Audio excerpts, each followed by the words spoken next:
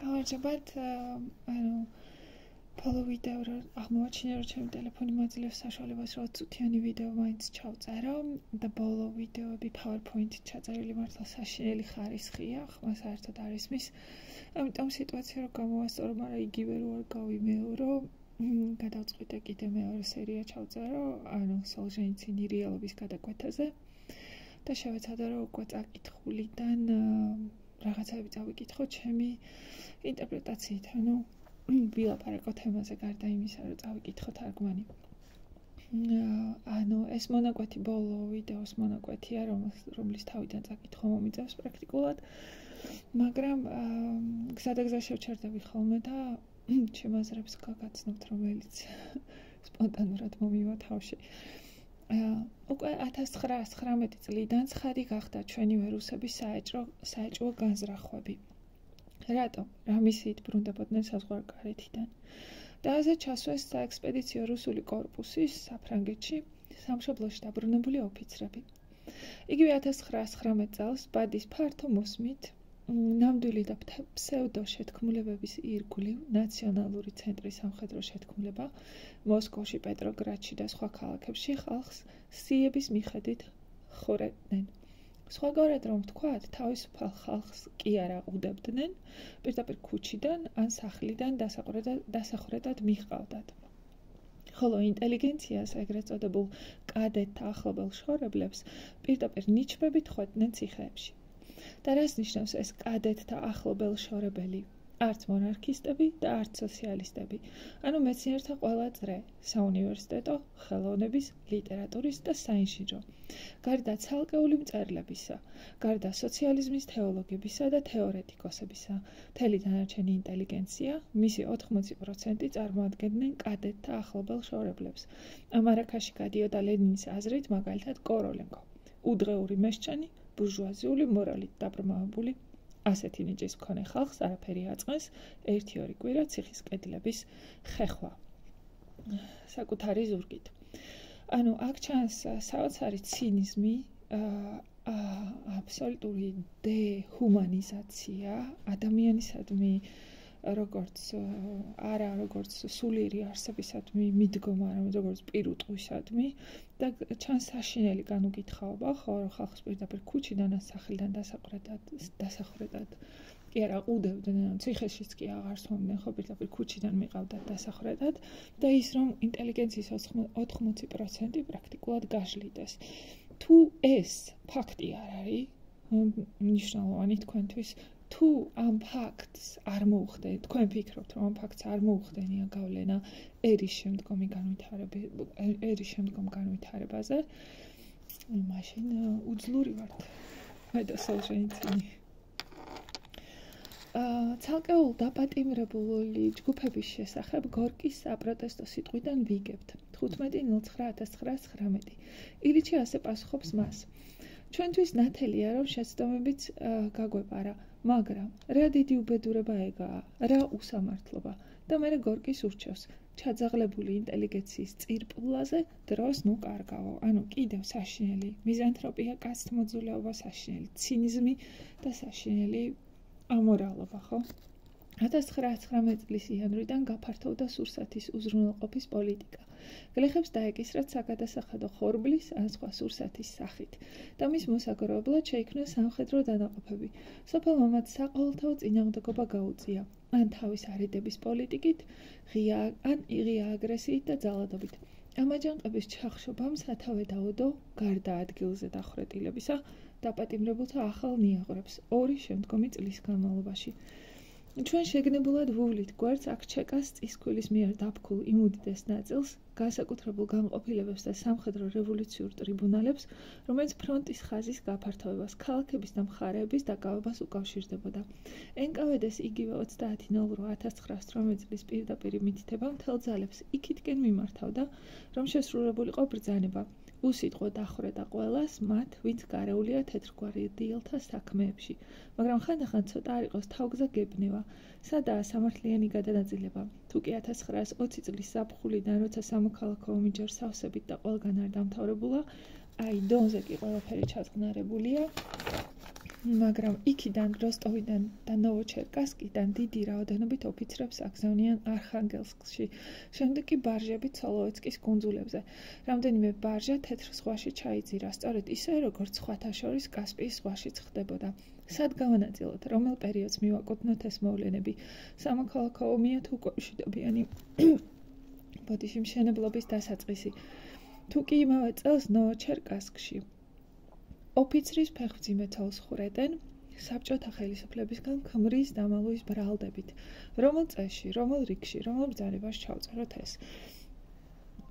სოლჟენიცინი არაჩვეულებრივად წერს, ძირითადად შეფარული ირონია და აბსოლუტურად ლაკონური დახასიათება ფაქტების, არსად არ აჭარბებს, არსად არ გადადის ტყუილ პათოსში და გაიძულებს, რომ დაფიქრდე, გაიაზრო, არაჩვეულებრივად წერს და მისი მთავარი მიზანი არ არის კომუნისტური პარტიის აბსურდის მტკიცება ან მათი შეჩვენება, არამედ მისი მთავარი მიზანია ხალხის გამოფხიზლება.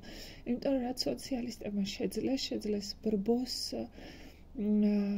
მოდუნებული სიფხიზლის გამო, იმიტომ რომ ინდივიდები გაანადგურეს, ხოლო ბრბოს ფსიქოლოგიას ისინი ძალიან კარგად იცნობდნენ და რისკენაც სოლჟენიცინი მოგვიწოდებს, რომ ნუ იქნებით ბრბოს ნაწილი, ხო, გამოფხიზლდით, დაფიქრდით, რეაქცია გქონდეთ იმაზე, რაც თქვენს ირგვლივ ხდება და აიღეთ თქვენ თავზე პასუხისმგებლობა.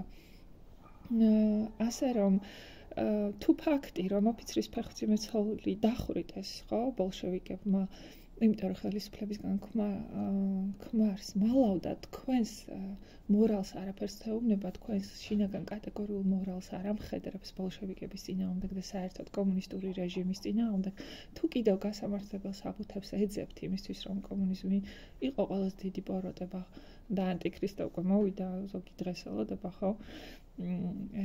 მაშინ ისევ მე და სოლჟენიცინს არაფერი გვაქვს თქვენთვის.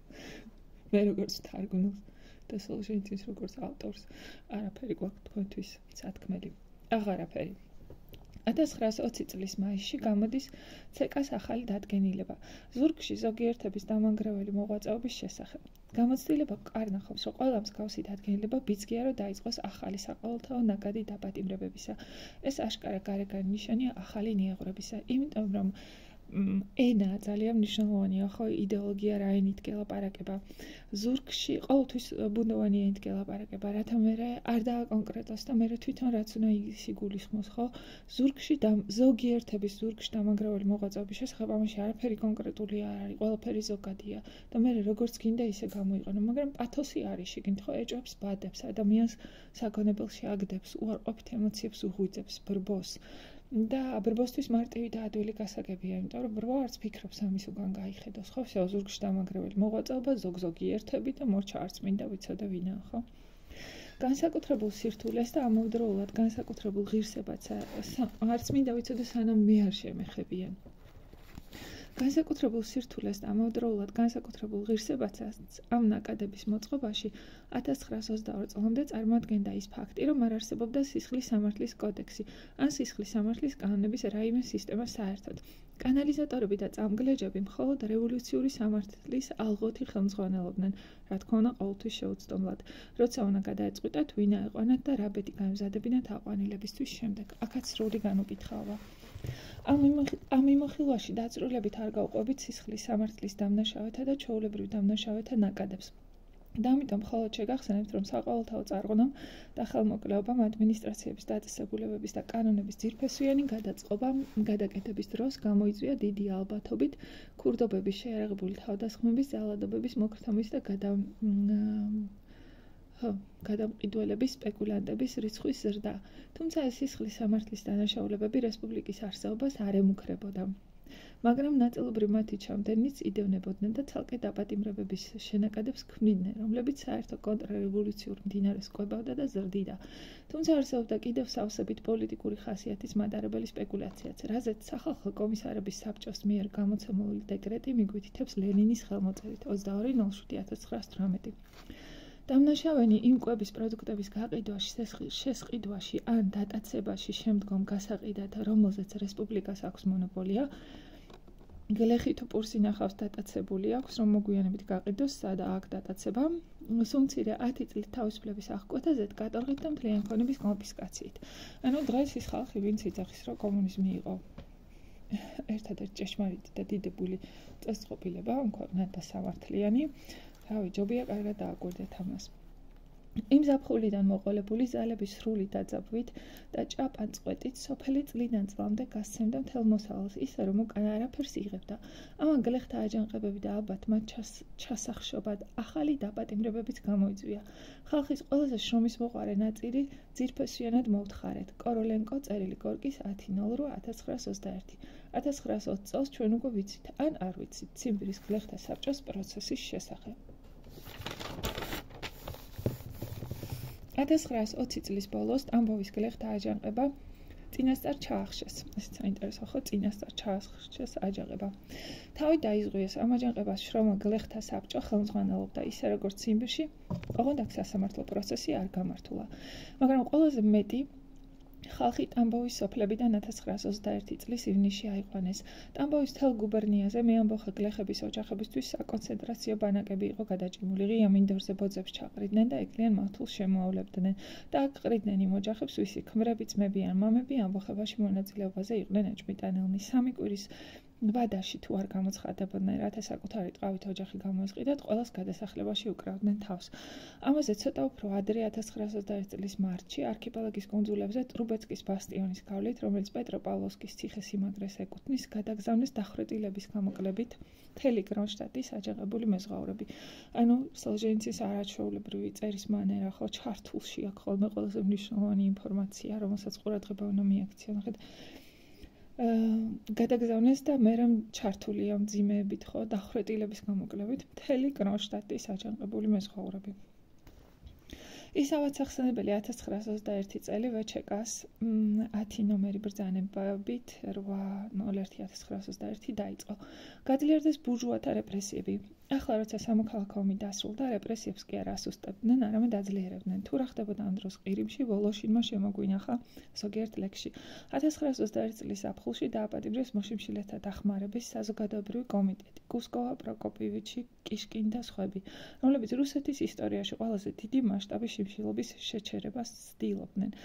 საქმე ისაა, რომ ეს ის ხელები არ იყო, რომელთაც უფლება ჰქონდათ დაეპურებინათ მოშიმშილე ხალხი. ხვდებით ბრბოზე მოქმედების კიდევ ერთი ფაქტორი, ხო, ეს ის ხელები არ იყო, რომელსაც უფლება ჰქონდათ დაეპურებინათ მოშიმშილე ხალხი, იმიტომ რომ მოშიმშილე ხალხს, ვინც აპურებს ხალხს, ის ამახსოვრდება ხო, ღმერთად მიაჩნია და მხოლოდ ბოლშევიკებმა უნდა დააპურონ მოშიმშილე ხალხი. მე ხალხი აღარ იკითხავს, ხო? ვინ როგორ და რანაირად. თავარია შიმშილი, ან ტანჯვის, როცა ტანჯვის იმ ფსკერამდე ჩაგიყვანენ, სადაც ყოველგვარ ადამიანურს კარგავ, მე მხოლოდ ის გახსოვს, ვინ ის ხელები გახსოვს, ვინც შიმშილი მოგიკლა და არა ის, ვინც წაგართვა. თუნდაც ეს იგივე ხელები იყოს. ამ კომიტეტის შეწყალებულმა თავმჯდომარემ კოროლენკომ სიკვდილის წინ კომიტეტის დაშლა სამთავრობო პოლიტიკანობათა შორის ყველაზე ცუდ პოლიტიკანობად შეერაცხა.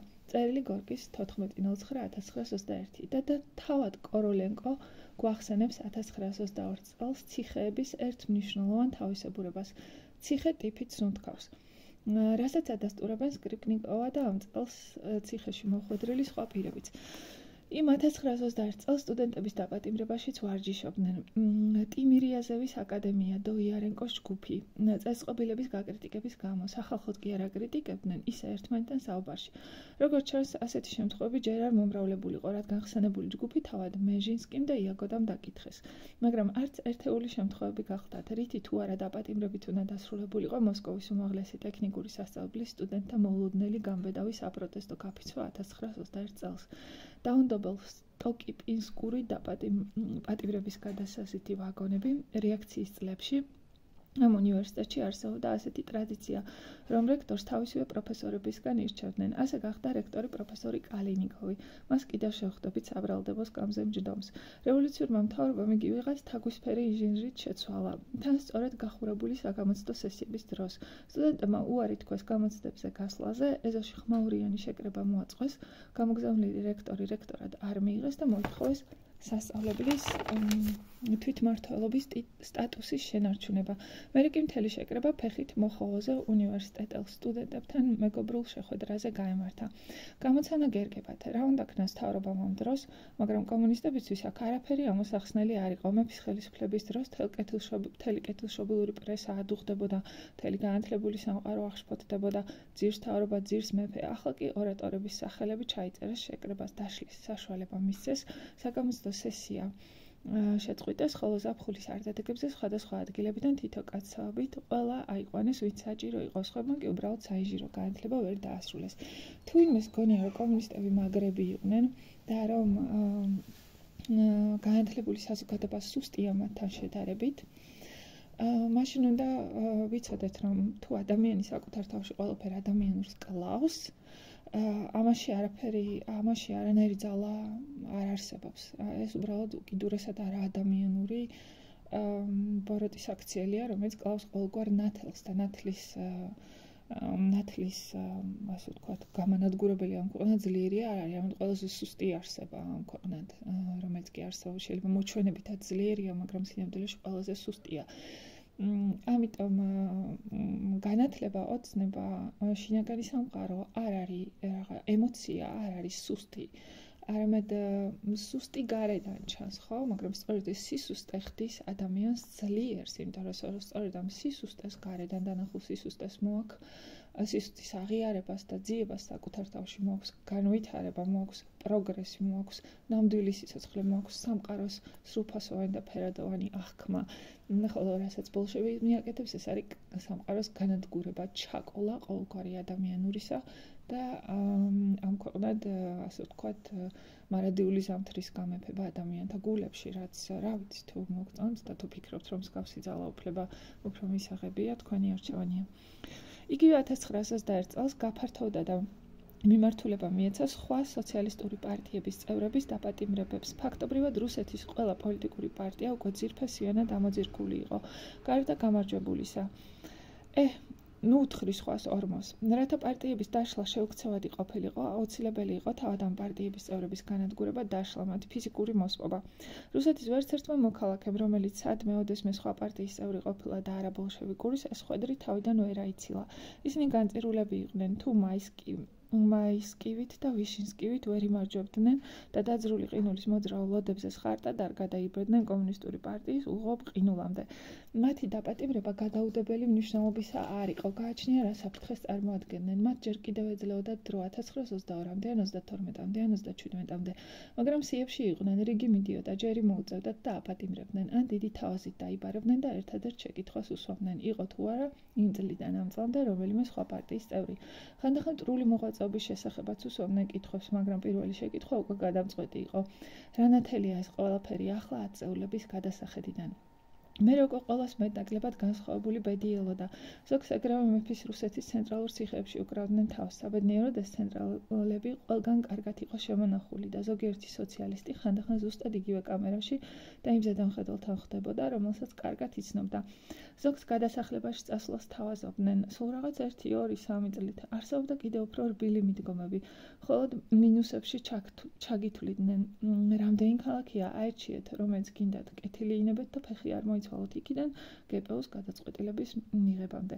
ეს ოპერაცია მრავალ წელზე გადაიჭიმა, რადგან მთავარი პირობა სიჩუმე და შეუმჩნევლობა იყო. ყველაზე მნიშვნელოვანი იყო მოსკოვის, პეტროგრადის პორტების და საწარმოო ცენტრების, ბოლოს მაზრების გასუფთავება ყველა სხვა ჯურის სოციალისტისგან. ეს იყო გრანდიოზული უხმო პასიანსი, რომლის წესები სავსებით გაუგებარი იყო თანამედროვეებისთვის, რომლის მოხაზულობას მხოლოდ ახლა დროის მანძილიდან შეგვიძლია გავარჩიოთ. ვიღაცის შორს ჭვრეტელმა გონებამ ყოველივე ეს მოიფიქრა დაგეგმა, მისი მოქნილი ხელები წამს არ კარგავდნენ, აიტაცებდნენ 3 წლის განმავლობაში ერთ დასტაში უძრავად მდებარე ბანკოს ქაღალდს და მეორეში გადაიტანდნენ რბილად და შეუმჩნევლად. ის, ვინც ცენტრალში საკმაო ხანს იჯდა, გადასახლებაში იგზავნებოდა, რაც შეიძლება შორს, ვისაც მინუსი დაეწერა და შეასრულა პირობები ასევე, მაგრამ სადმე ახლო-მახლო რომ იმ ადგილიდან, საიდან წამოშალეს თვალყური ედევნებინათ. გადასახლებიდან ისევ გადასახლებაში და მერე ისევ ცენტრალში უკვე სხვაგან ოღონდ. მოთმინება ნამდვილად არ აკლდათ ამ პასიანსის გამშლელებს და ყოველგვარი ხმაურის, ყოველგვარი მოთქმისა და ყვირილის გარეშე ნელ-ნელა სხვა პარტიელები იკარგებოდნენ და ქრებოდნენ, კარგავდნენ ყოველგვარ კავშირს იმ კონკრეტულ ადგილებთან და ადამიანებთან, სადაც მათ ადრე იცნობდნენ თავენთი რევოლუციური მოღვაწეობის წყალობით და აი ასე შეუმჩნევლად და უკან დაუხევლად მზადდებოდა მათი აღმოფხრა პირისაგან მიწისა, ვინც ოდესღაც ყველაზე მეტად გაჰყვიროდა სტუდენტურ მიტინგებზე და ამაყარად აშღარუნებდა მეფის რუსეთის საპატიმროში ბორკილებს. კოროლენკო გორკის წერს 29/1921. ისტორია ოდესმე იტყვის, რომ ნამდვილ გულმხურვალე რევოლუციონერებს და სოციალისტებსაც ბოლშევიკები იმავე საშუალებებით უგზავდებოდნენ, როგორც მეფის რუსეთის რეჟიმი. აჰა, ნეტავ მართლა მასე ყოფილიყო, მაშინ ყველა გადარჩებოდა. ანუ აქ ისე ბრბოზე манипуляცია, იმიტომ რომ ბრბოს მახსოვრობა მოკლე აქვს, ამიტომ დრო გჭირდება იმისთვის, რომ საბოლოოდ წაშალო ბრბოში მახსოვრობა ადამიანებისა და მერე უკვე რასაც კიდე იმას დააჯერება. ანუ კიდევ ერთი საშინელი არაადამიანური მიდგომა და ის რომ ყველაფერი ჩვენზეა დამოკიდებული, ხო? თითოეული ადამიანის გულზე გადის პაროტობასა და სიკეთეს შორის ბრძოლა, თითოეული ადამიანი ირჩევს იყოს თუ არა ბრბოს ცენტრი და ბრბოს ნაწილი და ეს მაგალითებიც აქვს სოლჟენიცინის მოყვანილი, სადაც ცალკეულ ინდივიდებს, რომლებიც ირჩევდნენ, რომ არ დამორჩილებოდნენ მახინას, ვერაფერს აკლებდა ეს უზარმაზარი მანქანა ბოლშევიზმისა, რაც ძალიან საოცარია, ხო? რაც იმას გეუბნება, რომ სინამდვილეში მთელი ეს მახინა მხოლოდ ტყუილზე შენ სისუსტეებზეა აგებული და თუ შენს წინააღმდეგობას გაუწევ დაამარცხებ მას, ამაში განსაკუთრებული არაფერი არ არის. რომ ერთ ადამიანს შეუძლია მოერიოს ბოროტების იმპერიას, რომ ადამიანი თვითონ წყვეტს თავის ბედს, თუ ირჩევს, რომ თავი არ მოიტყუოს. კარგად, ბრძანდებოდეთ.